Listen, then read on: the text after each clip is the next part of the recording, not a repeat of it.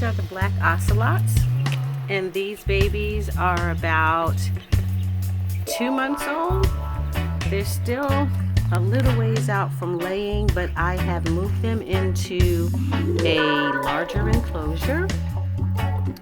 And there are 13 of these fellas, and they are mixed males and females. You got some roosters. I can pretty much tell the roosters from the hens right about now. It's a little hard to tell when they're younger, but they're 2 months old, and they're just hanging out. They've been in this enclosure about 24 hours. I moved them from their boxes that they were contained in just after hatching. I call them the hatching boxes.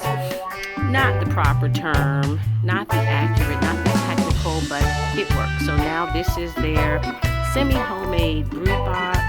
They're going to grow in here until they are about 5 months old, when I will put them on the yard to begin their lives of laying and producing feathers and droppings for fertilizer.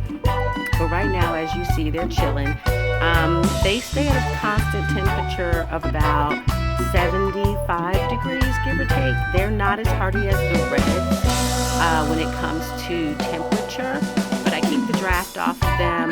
They keep their heat lamp over there. They like to be decorative. They didn't like the direct heat lamp, so their heat lamp is direct decorative. And right now it seems like they're pretty comfy. These guys here, they're not really chilling for warmth. They're more chilling for companionship.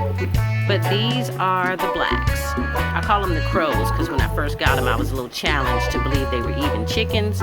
But now they're starting to be just like chickens, just beautiful and black. Okay, well, this is the other component to the sustainability project for Go and Go in Ghana. And just wanted to give you an update on the blacks.